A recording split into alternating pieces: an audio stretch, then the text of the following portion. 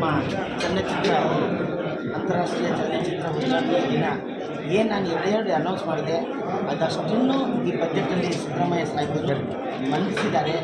ನಮ್ಮ ಸರ್ಕಾರಕ್ಕೆ ಚಿತ್ರರಂಗದ ಪರವಾಗಿ ನನ್ನ ಧನ್ಯವಾದಗಳನ್ನ ಹೇಳೋಕ್ಕೋಸ್ಕರ ಇದರಲ್ಲಿ ಮುಂದೆ ಬಂದಿದ್ದೀನಿ. ಯಾವುದು ನಮ್ಮ ಅಕಾಡೆಮಿಯ 2.5 ಎಕರೆಯಲ್ಲಿ ಚಿತ್ರಮಂದಿರಗಳನ್ನ ಮಾಡಬೇಕು ಅನ್ನೋದನ್ನು ಅನೌನ್ಸ್ ಮಾಡಿದ್ದಾರೆ. ಇದಕ್ಕೆ ಮುಂಚೆ ಕೂಡ ನಾನು OTT ಮಾಡಬೇಕು, ನಮ್ಮ ಕನ್ನಡ ಚಿತ್ರರಂಗ ತುಂಬ ಕುಸಿತಾ ಇರೋದ್ರಿಂದ ನಮ್ಮ ಸರ್ಕಾರದಿಂದನೇ OTT ಮಾಡಬೇಕು ಅಂತ ಅನೌನ್ಸ್ ಮಾಡಿದ್ದೆ. ಸಾರಿಗೂ ಕೊಟ್ಟಿದ್ದೆ ಮತ್ತು ಬಂದು ನನ್ನ ಫೈಲನ್ನು ಕೊಟ್ಟಿದ್ದೆ, ಅದನ್ನು ಕೂಡ ಓಕೆ ಮಾಡಿದ್ದಾರೆ. ಆಮೇಲೆ ನಮ್ಮ ಚಿತ್ರರಂಗವನ್ನು ಮಾಧ್ಯಮವೆಂದು ಪರಿಗಣಿಸಿ ಸರ್ಕಾರದಿಂದ ಬರುವ ಎಲ್ಲ ಸವಲತ್ತುಗಳನ್ನು ಒದಗಿಸಲಾಗುವುದು ಅಂತ ಹೇಳಿ ಅನೌನ್ಸ್ ಮಾಡಿದ್ರು. ಅದರಿಂದ ನಮಗೆ ಭಾಳ ಖುಷಿಯಾಗಿದೆ. ಏನನ್ನ ಈಗ ನಮ್ಮ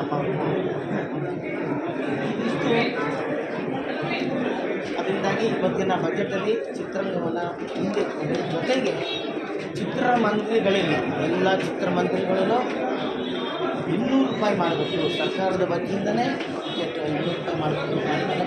ಇದು ಇನ್ನೂ ಸಂತೋಷವಾದ ವಿಷಯ. ಯಾಕೆಂದರೆ ಕನ್ನಡ ಸಿನಿಮಾಗಳು 500 ರೂಪಾಯಿ, 800 ರೂಪಾಯಿ, 2000 ರೂಪಾಯಿ ತನಕ ಹೋಗ್ಬಿಟ್ಟಿತ್ತು, ನಿಮಗೆಲ್ರಿಗೂ ಗೊತ್ತಿದೆ.